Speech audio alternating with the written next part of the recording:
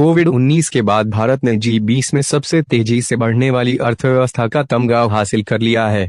लेकिन pre Covid दौर में दुनिया में सबसे तेजी से बढ़ने वाली इकॉनमी रहा चीन अब भी रिकवरी की रफ्तार हासिल करने के लिए कड़ी मशक्कत करने के बावजूद इस मोर्चे पर लगातार असफल हो रहा है। अब तो हालत ये हो गई है कि भारत से मुकाबला करने के लिए मालदीव और पाकिस्तान जैसे छोटे देशों में किया गया भारी भरकम निवेश चीन के वर्ल्ड फैक्ट्री के ताज के लिए खतरा बन गया है। वहीं दिलचस्प बात यह है कि जिस पाकिस्तान में चीन ने अरबों डॉलर का निवेश किया वो आज खुद कंगाल होने की कगार पर खड़ा है। अब मालदीव में 2 अरब डॉलर निवेश करके चीन ने भारत का दखल कम करने का जो कुचक्र रचा है वो भी भारत की नाराजगी के बाद मालदीव पर भारी पड़ने की आशंका बढ़ गई है।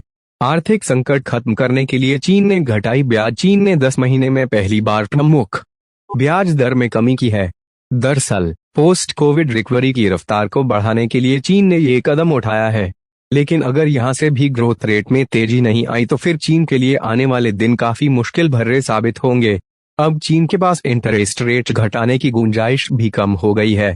चीन का ये आर्थिक संकट काफी हद तक ब्याज दरों की नीतियों की ही देन है। ड्रैगन ने पहले तो सेविंग्स पर काफी कम ब्याज दरें रखी थीं और अपने चहेते कारोबारियों को सस्ते कर्ज बांटे थे। चीन की सरकार की इन नीतियों और सेविंग्स के कम ब्याज की वजह से लोगों ने पैसे को बैंक में जमा करने की जगह घर में बचाना शुरू कर दिया। इससे वहां पर कंज्यूमर स्पेंडिंग घट गई और अपनी क्षमता से कम डिमांड का असर वहां के उत्पादन पर पड़ना शुरू हो गया।